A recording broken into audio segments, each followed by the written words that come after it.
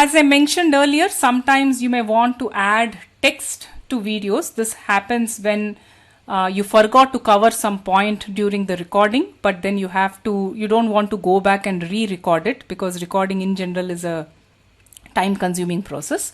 If it's a quick edition of a text, it's not very difficult. How to do it as part of the editing process, this also we will cover. All this is for your reference again. Now let's see how to add some text to the videos. So again, let me take my blue slider back. So again, I'm playing the video, listening to what is happening, and I may notice, okay, at this particular point, let's say at this particular point somewhere here, I need to add some text because I missed covering it as part of my video. So for this is the process. You have to go to title, click on title, this title, and you have some templates. I would suggest you to use a very simple template. All these are too fancy. The simpler templates are at the bottom. So let me just use this as the template. So it shows some text. So here let me add some note. So I wrote some text. I'm going to remove the subtitle, and I can potentially change the color also. The text color, I can choose it to be red. Okay, and if you want, you can go for a background color of white, something like this. Change the font. You can go for Time News Roman, regular, size 14. Okay, so this is some things I have done. Finally, what matters is you do whatever you want. Notice that in OpenShot sometimes that OK does not show up clearly, in which case you can resize this box and move it up and then click on Save.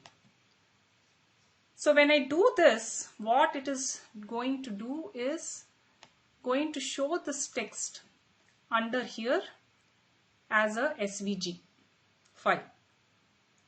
Now what I'm going to do is I'm going to add this text to a track. So I'm going to say add to timeline, but now I'm going to choose track 2 because I want it to show on top of track 1.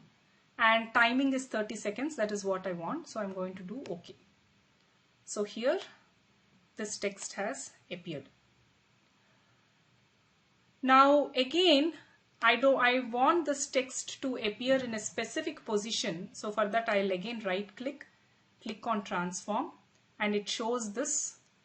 Now I can position it like this and move it to wherever I want it to appear. And then again I start playing. So you can see that it is showing. Now this text, it showed from 30 to 40, but if I want to show it till 50, I can just drag it and keep playing. Let's say at a given As you can slide, see, it's showing for the entire duration. If you have to add lot of lines, this was only one line and a subtitle. Within the templates, there are other templates you can potentially choose. For example, using this template, you can add 4 lines. You can also do some advanced editing, but I will not get into all that. But for simple purposes, some template within will solve your purpose. So I think you should just use it to add text to your video recording. How to hide a portion of a video. Sometimes you may have revealed something in your recording, where this is especially useful when you have in-video quizzes, because sometimes the answer is part of the slides, and if you have not paid attention to it, you are revealing that answer in the slides. So in the editing phase, you may want to hide that portion and reveal it only after the in-video quiz. So how to do that? This is very similar to the previous adding text. This is again for your reference. Let's see a demo. So let's see now how to hide certain portion of the slides as part of editing. So for this, the process is very similar to adding the text, except that now we need to import an image. Why an image? Let's say I want to cover my name in the slide. You can notice that the background is white.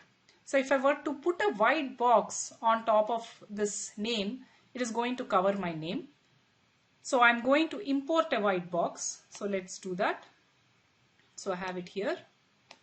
How did I get hold of this white box? All I did was go to PowerPoint, create a white box there and did a save as image, and it saved it. You can also download it from the internet, somehow get hold of a white box image and then include it as part of your project files. So here is my white box. Now depending upon where I want to cover it, so this name appears, let's say, from the very beginning. So I would like to cover it starting from this point. You can always choose whatever else point you want. And I'm now going to say add it to the timeline. So time is 0. I would like to add it to track 2 so that it is on top of track 1, and I'm pressing OK. So white box got added. Now if I move my, as you can see, it is covering. I don't want that. I need to cover only my name. For this, again, I'm selecting it, the clip, selecting the white box and clicking on transform. It gives something like this. And now I can adjust it and move it. So this is the portion which I want to cover. Okay, so I placed it on top of my thing, and now let me play and see. This circle and blue buttons may appear here, but they won't appear in the exported video, so don't worry about it. So this is how you can hide some portion of the slide. By extending this, you can decide how much you want to hide. So it hid whatever from this point on. After this, it is not hiding. As you can see, my name appears again. Whether you want to edit your video or just you already have an existing video, you just want to compress it, you need to do that compression as part of the export. So how to do that? This also we will see as part of a demo. So let's see how to compress videos using OpenShot. Let's assume that these are some videos that were generated using some other tools like PowerPoint. I have moved them into this window. How to do it we have seen at the beginning. And I have moved them also to the timeline. These both are important. I don't want to do any other editing. I just want to compress them.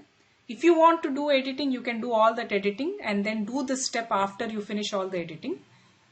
Right now I'm going to show how to just compress. So I have added my videos. I want to compress these videos. So for that, I'm going to open File and I'm going to choose Export Project. From there, Export Video. So it's going to take me to some screen like this.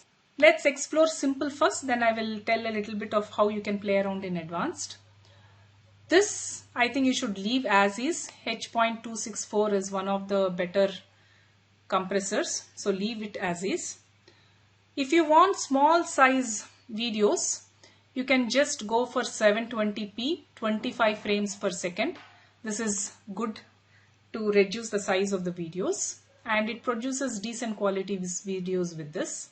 This quality, if you select low, it is going to produce really small size videos. If you select it high, it will produce large size videos. For a lot of the kind of videos we do, which are mainly slides, quality low would be adequate. So once you select this, you can click on this export video here and export your video. and often these settings will produce small size videos. If you really want to further experiment, you can also go with the advanced setting. So here, go to video settings. Video format is MP4, that is good. This also leave as is. Here, in terms of bitrate quality, you can reduce it further. So this 384 corresponds to the low quality video from the simple menu, this menu which we have seen. You can try reducing it to 250, seeing how the quality is. If it is bad, increase it. If it seems adequate, stay with it. So this is one number you can play with. Even under audio setting, you don't really require 96. You can try with 48 kbps and try. So basically under video settings and audio settings, play around with this bit rates and see whether it is going to reduce your video size. Of course, you also need to ensure some basic quality. And once you hit upon a sweet spot by selecting these numbers, you can continue producing your videos with these settings. I would just say go with the simple setup with this configuration. You will roughly get about 2 megabytes for every 1 minute of your video with this setting. If you click export video, it is going to save an MP4 file with this name in this folder. To summarize, OpenShot is quite a powerful tool. It has in fact many features. Whatever we have covered so far is just a small subset. These are all the features we have covered. All this is best experienced hands-on. So jump in and explore these as part of OpenShot.